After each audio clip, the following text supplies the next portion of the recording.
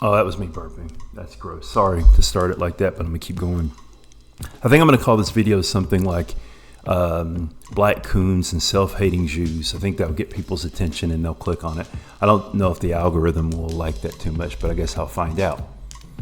So if you've been following the news at all for the past month, what's been dominating the news is the ongoing conflict in Gaza with Israel, or the Israel conflict. And by extension, there's a fear that Iran may get involved, and Lebanon and Syria, and and the U.S., of course. I'm not going to really talk about that. I just want to say something about the observation that you guys may have noticed. So you have a lot of Jewish people criticizing Israel. And then you have a lot of other Jewish people, Zionists mostly, who call these Jewish people self-hating Jew. Do not equate Zionism with Judaism. They're not the same. I'm not Jewish, but I know that much. They're two different things. I think one thing that probably most minorities in the world can probably relate to some extent is the purity test in which we impose on one another. And what I mean by that is that if you are fill in the blank and you do not have certain behaviors or beliefs, then you are not a real fill in the blank, right? So the names we have for these people can be somewhat anything from joking to somewhat more abrasive to just harmful and mean.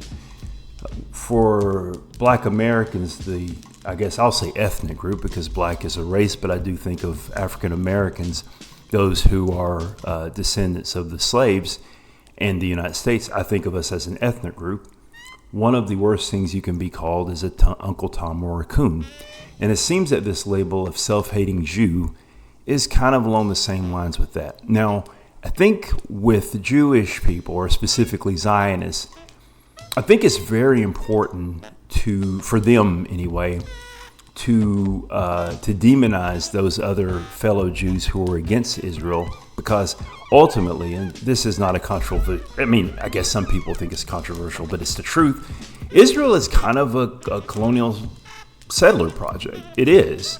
I can't be on a high horse. I guess I can because, I'm a descendant of slaves, but being an American, I can't really get too, up in my feelings or get too, I'm not going to say uppity or whatever about that, because I live in a land that was a result of a settler colonial project. And even though my ancestors were brought here as slaves, I continue to occupy the land, and I don't plan on moving. So why do I say it's a colonial settler project? Well, guess what, guys? So about 50% of all Jewish people in the world are Ashkenazi Jews. That means Eastern European Jews. And I think, and I may be off with this number, but I am certain that the majority of Jewish people living in Israel are Ashkenazi Jews, European Jews. As a matter of fact, I think it may be as much as 80%. And the reality of it is that the Ashkenazi Jews, when they trace their actual DNA, it turns out that along the maternal line of their DNA, they're only about 20% Middle Eastern. So, yeah, roughly about 80% of their maternal DNA comes from Europe. So to give you perspective on this, I think I never took the test, but my brother did. I think what we're roughly about, and what does 15% of genetics mean, I don't know, but I think we're about 15, 16% British, essentially. May not be British. I think it's British and Irish. So I am about as Middle Eastern, or I'm about as, how can I say this? I'm about as Black as they are European, and I am about as European as they are Middle Eastern. So going by that, I guess I could show up in Dublin and get some land. I don't know. I've already joked about going to Lagos, to get some land, or going to Nigeria. Maybe I could do that. So I guess the other claim is the Bible, but I don't believe in the undisputed truth of the Bible. I don't look at the Bible as a historical document. I know I may have lost some listeners there. Sorry. So I think it's important to push this because it's a colonial settler project and they're trying to basically make an ethno-state. And whenever you're trying to make an ethno-state, it gets kind of messy because the people who are in the ethno-state, the indigenous people, don't want to give up their land. So you have to do some terrible things to get them off the land many times, and you have to really, really fight to justify the reasons for doing that. I know some people may see this and they're like, don't you think they have a right to defend themselves? And that's not really the question. What you're doing there is you're not addressing the real issue, because this didn't start October 6th. This started in 1948. So that's all I'm going to say about that. There's a reason why they have to call their fellow Jews self-hating Jews, because what they're trying to do is they need to stop all opinions which may be dissenting. So now I'm going to bring this back to black people. We have this thing in the black community, and I think that this probably goes beyond African Americans. I'm 99% sure it does. I think I've seen this within black communities outside the U.S. where we have a purity test. And if you don't have certain ideas or beliefs, you're not really black. But for black Americans, it gets really, really, really stupid, because not only do you need to have certain beliefs or ideas, but then here comes, if you don't speak a certain way, if you don't listen to certain music, if you don't behave a certain way, you're not really black. I made some videos where I criticize black conservatives, and I have the urge to do this. I have the urge to throw the coon word around, and I avoid doing it. So, for example, I've been critical of Brandon Tatum, and I'm not going to call him that. It's why I make the difference between what I call black conservatives and conservative blacks. There is a legacy of conservatism amongst blacks, and a lot of older black people are conservative. In fact, a lot of younger black people are conservative.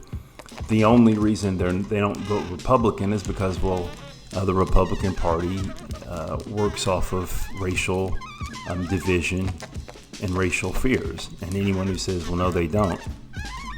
Okay, fine. You can leave your comments in the video. I can point you to dozens of YouTube videos where they break this down. You don't want to see them. I can give you all types of data. You don't want to read it. You just want to believe what you want to believe. So, matter of fact, don't leave your comments in my, no, the Republican Party isn't, okay, sure. I'm not saying all Republicans are racist. I'm saying that the Republican Party works off of racial resentment. Let's put it this way, right? Not every Republican is a white nationalist, but every white nationalist, if they're going to vote in a national election, will vote Republican. Make that of what you will. If you have an issue with that, go have that dispute with other people who can provide numbers with you, because quite frankly, you don't really care. You're just in your fifis, and I don't really care about that. The problem with this, though, is that when we sit here and we say that a certain group isn't really fill in the blank, is that it doesn't go anywhere. Now, I think that people like Brandon Tatum, for example, he's a grifter. I don't think he really believes what he believes, and I think Candace Owens is the same way. I don't think Candace Owens believes what she believes. A lot of you guys may not know the history of Candace Owens. She actually used the NAACP to sue, I think it was members of her high school or something for racial discrimination successfully. Candace Owens is a grifter. She doesn't believe what she believes. She's defended Nazism at one point because she knows her audience. I'm not going to call her the C word. Let me be specific. I'm not going to call her coon, and I'm not going to call her the other C word. I'm not, because once you use that term and you throw it around, it doesn't go anywhere. What's the point, right? But they are grifters. So once we start calling members of our group saying that they're not really members of our group, first of all, there's no way to win these people over and to make them feel at home or to make them feel secure within the group.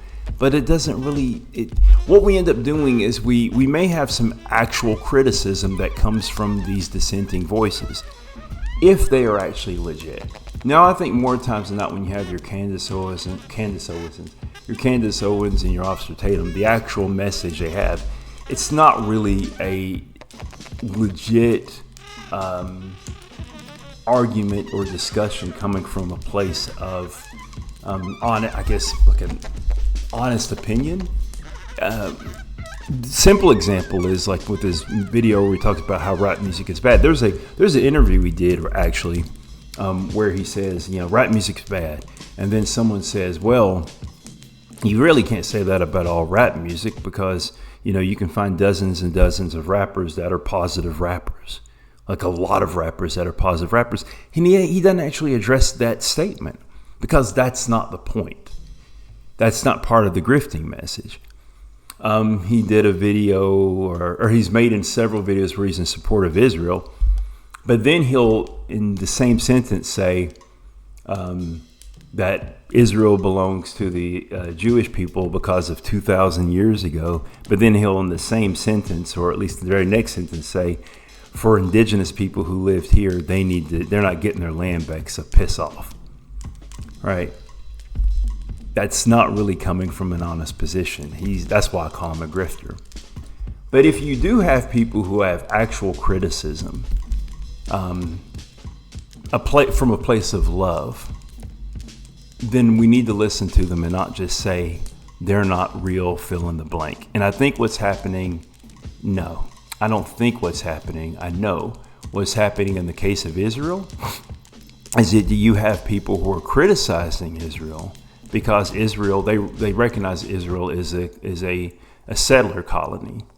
And they also realize that at the state in which Israel exists today, it cannot continue this way. You're not going to be able to genocide, 6 million people? I think it's actually 6 million people. That's a coincidence. Isn't that weird? 6-7 million people. And there not be consequences to it. You cannot displace every Palestinian. You can't get rid of all of them. And even if you came very close to that, eventually there will be something that happens to you in the long run. What Israel is doing now is they are helping create the next radical group that will be spawned in the next 10, 20 years. They'll be worse than Hamas. Every child that sees their family being blown up, their sisters dying in hospitals, their brothers dying in hospitals, they will want revenge at some point. And even beyond the borders of Israel and Palestine, these people will want revenge, more than likely. We shouldn't be surprised if there is even an attack on U.S. soil because of our support of Israel. FBI, don't come at me. I love America, and if I knew something of this, I would definitely tell you about it. But I wouldn't be surprised by it. So those voices of their fellow Jews who are telling them what we're doing is bad, maybe they should listen. Just like I would say the voices of other black Americans who are critical of certain views we have, maybe we should listen. Now, when I hear somebody say that I got off of the Democratic plantation, come on, man! You're voting for a guy who's supported by white nationalists. I'm not a Democrat. I am a socialist. But I do the best of two evils, and I'm not voting for a fascist.